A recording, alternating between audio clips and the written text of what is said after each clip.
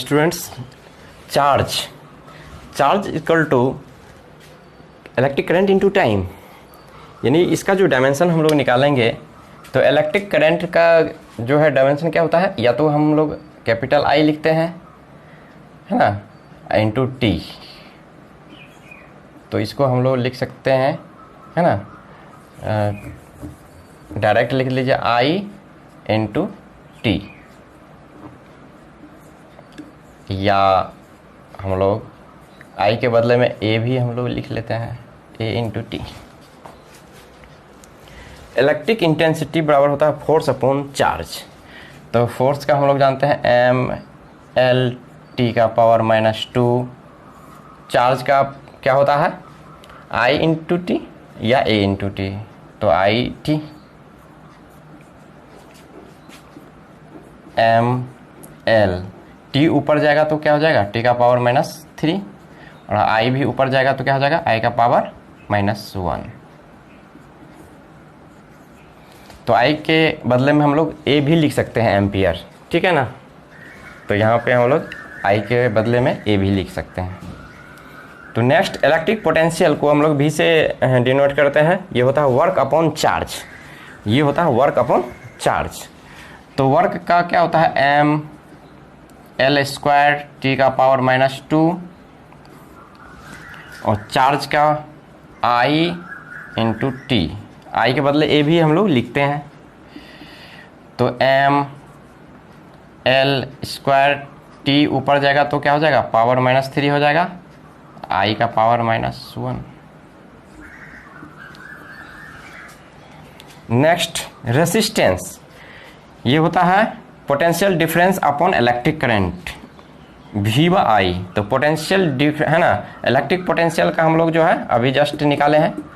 तो ये पोटेंशियल ये होगा एम एल स्क्वायर टी का पावर -3 और आई का power -1 upon electric current. Current को हम लोग आई से या ए से लिखते हैं। तो ये हो जाएगा आपका एम एल स्क्वायर टी का पावर -3, आई का पावर ये ऊपर जाएगा तो माइनस, है ना, -1 और -1 दोनों मिलके -2 हो जाएगा। यहाँ पे आई के बदले में हम लोग ए भी लिख सकते हैं। नेक्स्ट है रेसिस्टिविटी। तो रेसिस्टिविटी फॉर्मूला होता है ना, रेसिस्टेंस इनटू ये ए क्या है, cross sectional area of wire, and L क्या है, it is the length of wire. तो रेसिस्टेंस का जो है हम लोग अभी जस्ट निकाले हैं dimension, M L square T का पावर -3, आई का पावर -2, और ए है तो एरिया का क्या होता है, एल स्क्वायर हो जाएगा अपॉन एल। तो देखिए ए इस एल से क्या हो जाएगा, एक एल कट जाएगा, ये एल कट जाएगा। तो यहाँ पे क्या लिख सकते हैं हम लोग, एम एल और एल स्क्वायर, तो एल क्यूब हो जाएगा, टी का पावर -3, आई का पावर -2। नेक्स्ट रेसिस्टिविटी, है ना, रेसिस्टिविटी का हम लोग ये निकाल लिए। नेक्स्ट है इलेक्ट्रिकल कंडक्टिविटी। तो इलेक्ट्रिकल कंडक्टिविटी क्या होता है, रेसिप्रोकल ऑफ रेसिस्टिविटी। रेसिप्रोकल यानी उसका उल्टा, ठीक है ना। तो 1 अपॉन रेसिस्टिविटी का जस्ट हम लोग जो डायमेंशन निकाले हैं वो लिख लीजिए, एम एल क्यूब टी का पावर -3, आई का पावर -2। अब इसको ऊपर भेज दीजिए तो क्या हो जाएगा, एम ऊपर जाएगा तो क्या हो जाएगा, एम का पावर -1 हो जाएगा, एल का पावर क्या हो जाएगा, -3 हो जाएगा, टी का पावर क्या हो जाएगा, माइनस से प्लस हो जाएगा, डायरेक्ट +3 लिख दीजिए, और आई भी क्या हो जाएगा, आई का पावर माइनस से प्लस हो जाएगा, 2 हो जाएगा, +2। तो ये हो गया इलेक्ट्रिकल कंडक्टिविटी का डायमेंशन। नेक्स्ट है कैपेसिटेंस। ये होता है चार्ज अपॉन पोटेंशियल डिफरेंस। तो चार्ज का हम लोग डायमेंशन जानते हैं, आई इंटू टी। पोटेंशियल डिफरेंस का हम लोग, है ना, इलेक्ट्रिकल पोटेंशियल या पोटेंशियल इतना होता है। तो ये एम एल स्क्वायर टी का पावर -3, आई का पावर -1। तो ये m नीचे से ऊपर जाएगा तो क्या हो जाएगा, -1। l ऊपर जाएगा तो क्या हो जाएगा, इसका इसका भी जो है पावर माइनस में आ जाएगा, टी ऊपर जाएगा तो क्या माइनस से प्लस हो जाएगा, है ना, पहले भी टी था, दोनों मिलके T4 हो गया। आई ये भी जाएगा तो क्या हो जाएगा, इसका भी साइन पॉजिटिव हो जाएगा। तो इस तरह से हम लोग इसको निकाल सकते हैं, कितना भी बड़ा डायमेंशन हो हम लोग फॉर्मूले के हेल्प से कैलकुलेट कर सकते हैं। पोटेंशियल जैसे मान चलिए कैपेसिटेंस है तो चार्ज है पोटेंशियल डिफरेंस या इलेक्ट्रिक पोटेंशियल है ना, तो हम लोगों को पोटेंशियल का पता होना चाहिए, इलेक्ट्रिक पोटेंशियल या पोटेंशियल डिफरेंस, आखिर पोटेंशियल दोनों का मतलब वही डायमेंशन होगा। ठीक है, तो इस तरह से और भी बहुत सारे डायमेंशन है, इसको आप लोग नोट डाउन कर लीजिए।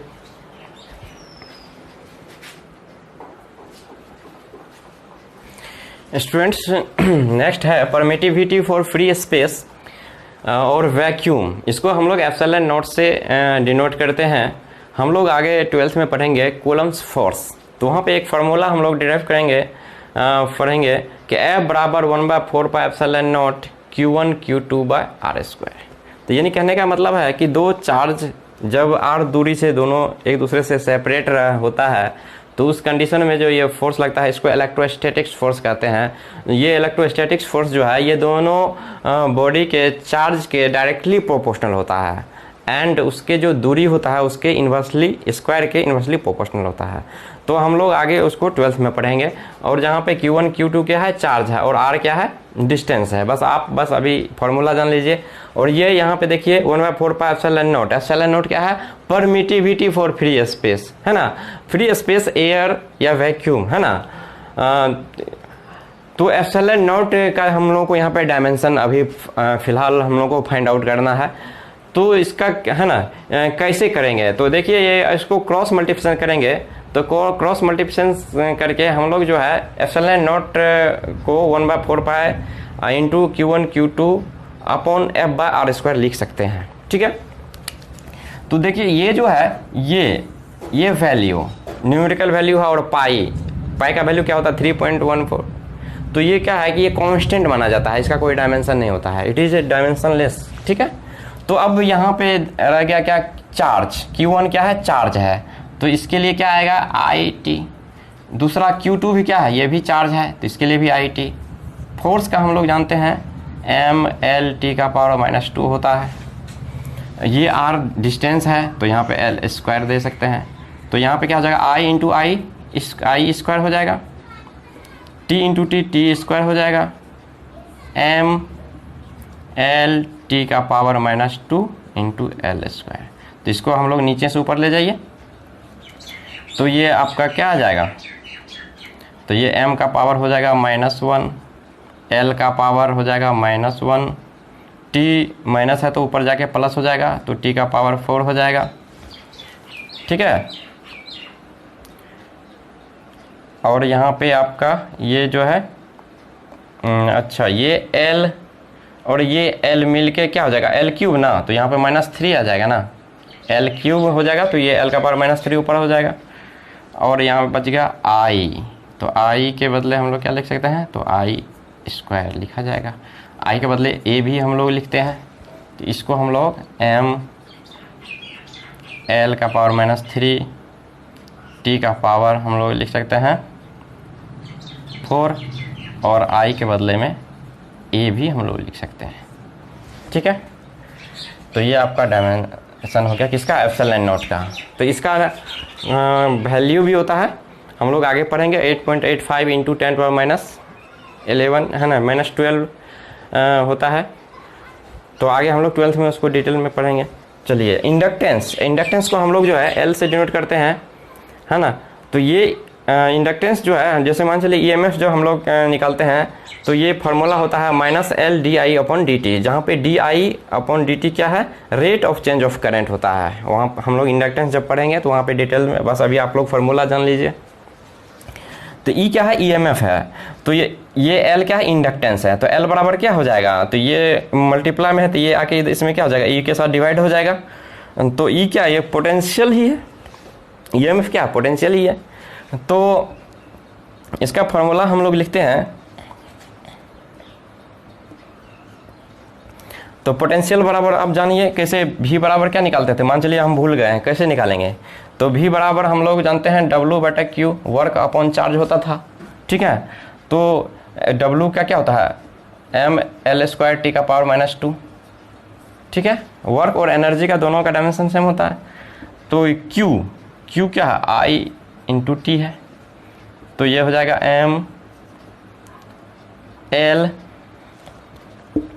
mL² और T ऊपर चला जाएगा, ये T तो क्या हो जाएगा -3 हो जाएगा, और I क्या हो जाएगा -1 हो जाएगा। तो इस तरह से हम लोग ये पोटेंशियल है ना, EMF की जगह पे हम लोग लिख सकते हैं mL²T⁻³ I⁻⁻1। अब देखिए, अब आपको क्या है DI/dt। तो I क्या है, करंट है, तो I रहने दीजिए। dt, तो dt मतलब क्या है, टाइम है, तो उसके लिए क्या आ जाएगा t, तो t नीचे में है, तो t नीचे में है, तो यहाँ पे लाएंगे तो यहाँ पे क्या लिख सकते हैं, T⁻⁻1 लिख सकते हैं, है ना। I/T, तो t ऊपर आ जाएगा, यहाँ पर आ जाएगा। अब इस दोनों को ऊपर ले जाइए तो क्या हो जाएगा, तो ये हो जाएगा आपका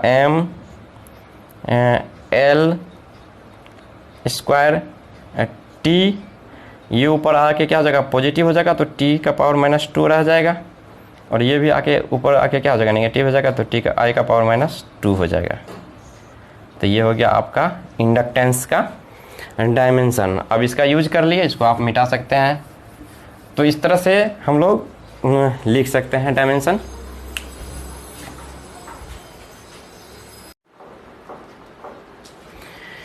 students, magnetic induction, magnetic field, magnetic induction और magnetic field both are same and it is denoted by capital B, ठीक है। इसका फॉर्मूला होता है F बराबर मैग्नेटिक फील्ड, F बराबर, यह है F बराबर magnetic force BI/L sin theta.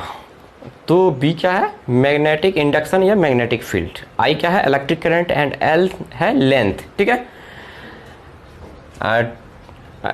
ना, I current and L length.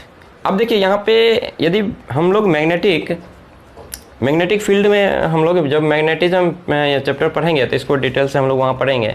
तो बस अभी आप लोगों को बस फॉर्मूला याद रखना है। देखिए इसमें B क्या है, मैग्नेटिक इंडक्शन, इसका हम लोग को क्या निकालना है, डायमेंशन निकालना है। तो इसको डायमेंशन ये क्या हो जाएगा, इसको ये मल्टीप्लाई इधर, तो आके क्या हो जाएगा, डिवाइड हो जाएगा F में। तो F में ये साइन थीटा क्या है, डायमेंशन लेस क्वांटिटी होता है, इसका कोई डायमेंशन नहीं होता। Sine theta, cos theta, tan theta, कोई भी ट्रिगोनोमेट्रिक रेशियो का डायमेंशन नहीं होता है। पाई हुआ या न्यूमेरिकल वैल्यू, ये सब का डायमेंशन नहीं होता है, आपको पहले भी बता चुके हैं। तो ये फोर्स है, तो फोर्स का आप लोग तो जानते हैं mL/T का पावर क्या हो जाएगा, -2, ठीक है।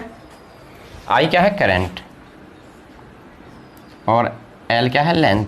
अब इसको नीचे से ऊपर ले चलिए, तो L से L कैंसिल हो जाएगा, तो mT का पावर क्या हो जाएगा, -2, और I हो जाएगा -1। I के बदले में हम लोग A भी लिख सकते हैं। ये तो हो गया आपका मैग्नेटिक इंडक्शन का डायमेंशन। नेक्स्ट है मैग्नेटिक इंटेंसिटी, तो ये होता है I/2R। तो I क्या है, इलेक्ट्रिक करंट, और R इस यहाँ पे क्या है, रेडियस है।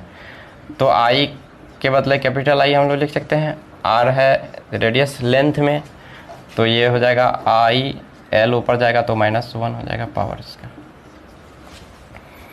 नेक्स्ट मैग्नेटिक पोल स्ट्रेंथ, ये होता है, इसका फॉर्मूला होता है फोर्स अपॉन मैग्नेटिक इंडक्शन। तो फोर्स का तो mL/T का पावर -2, ये तो आप लोगों को टिप्स पे आ ही गया होगा, बिल्कुल इसको हमें याद ही रखना है।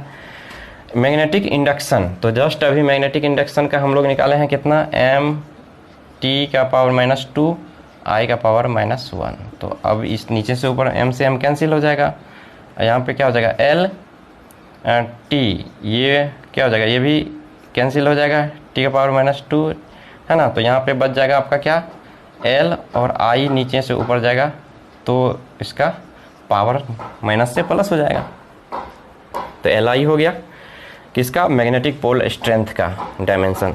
मैग्नेटिक मूवमेंट का क्या हो जाएगा, magnetic pole strength into magnetic length. Magnetic pole strength का भी जस्ट हम लोग क्या निकालें, Li इनटू मैग्नेटिक लेंथ, तो L से मल्टीप्लाई कर दीजिए, तो ये हो जाएगा L² आई। नेक्स्ट है मैग्नेटिक पोटेंशियल, तो वर्क अपॉन पोटेंशियल है ना पोल स्ट्रेंथ। तो इसका वर्क का आप लोग जानते हैं एम एल स्क्वायर टी का पावर -2। पोल स्ट्रेंथ अभी जस्ट आप हम लोग निकाले हैं, magnetic pole strength L I. तो स्क्वायर से एक ये नीचे वाला एल कैंसिल हो जाएगा, तो यहाँ पे हो जाएगा एम एल, ऊपर में एल बच जाएगा, टी का पावर -2, आई ऊपर से नीचे से ऊपर जाएगा तो -1 हो जाएगा। अब मैग्नेटिक परमेबिलिटी बहुत इंपॉर्टेंट है, ये बहुत बार पूछा भी गया है। मैग्नेटिक परमेबिलिटी म्यू नॉट से इसको डिनोट करते हैं। इसका फॉर्मूला होता है magnetic induction upon magnetic intensity. तो मैग्नेटिक इंडक्शन का देखिए हम लोग ने निकाला था डायमेंशन, कितना आया था, एम टी का पावर -2 आई का पावर -1 अपॉन मैग्नेटिक इंटेंसिटी। तो इंटेंसिटी का भी देखिए हम लोग ने निकाला आई एल का पावर -1, ठीक है। तो अब नीचे वाले को ऊपर ले जाएंगे, तो एम एल माइनस से प्लस हो जाएगा एल, टी क्या है -2 आई, नीचे वाला ऊपर जाने से क्या हो जाएगा, माइनस में आ जाएगा, तो दोनों माइनस जुट जाएगा, तो आई का पावर -2 हो जाएगा। तो ये हो गया, आप लोग नोट डाउन कर लीजिए।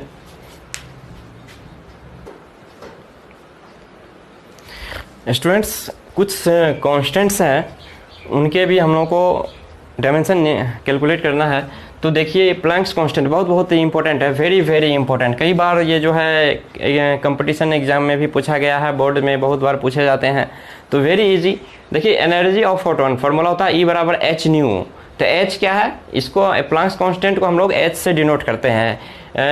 एच न्यू क्या है, फ्रीक्वेंसी है, ई क्या है, एनर्जी है। तो एच बराबर क्या हो जाएगा इस फार्मूला से, ई अपॉन न्यू हो जाएगा।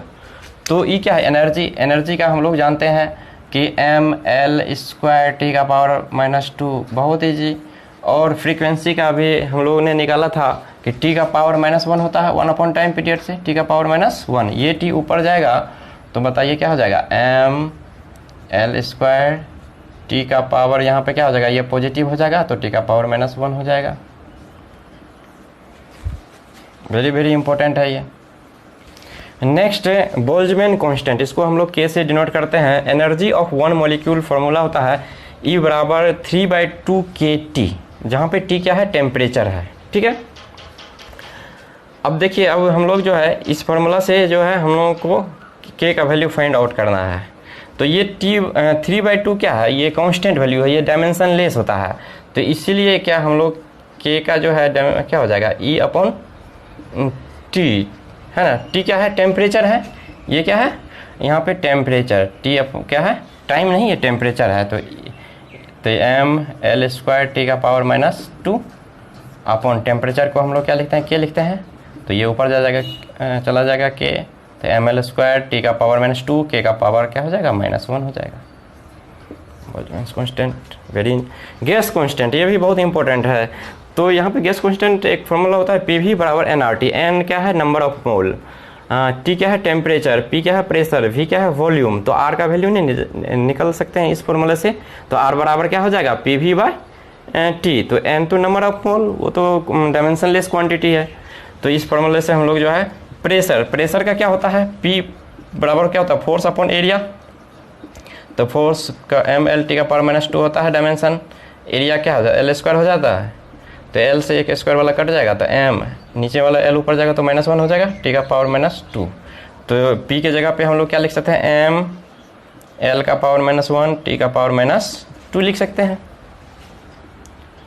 इंटू वॉल्यूम तो आप लोग जानते हैं क्या होता है, L3, length into breadth into height, ठीक है।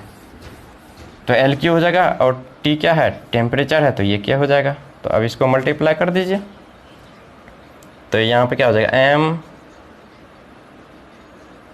L है ना का पावर 3 है, एक -1 है, तो क्या हो जाएगा, L का पावर 2 हो जाएगा, T का पावर -2, और नीचे से K ऊपर जाएगा तो माइनस में आ जाएगा।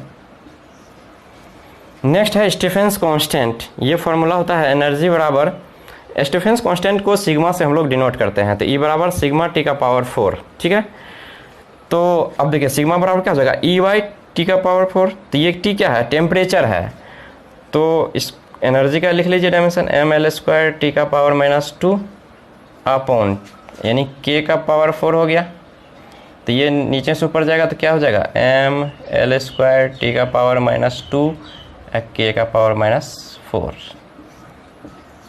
इस तरह से हम लोगों ने बहुत सारा डायमेंशन जो है कैसे हम लोग निकाल सकते हैं, ठीक है ना, कैसे फाइंड आउट कर सकते हैं, हम लोग बहुत अच्छे तरह से देख लिए और कहीं भी दिक्कत नहीं होगा। बहुत सिंपल है। बस आप लोगों को बेसिक चीज़ क्या है कि आप लोग को इसका बस फार्मूला कम याद रहना चाहिए। यदि आपके पास फार्मूला आपको बहुत अच्छे से याद है तो निकालना बहुत आसान है। तो थैंक यू। अगले नेक्स्ट क्लास में हम लोग जो है आगे हम लोग इसके आगे पढ़ेंगे। Thank you.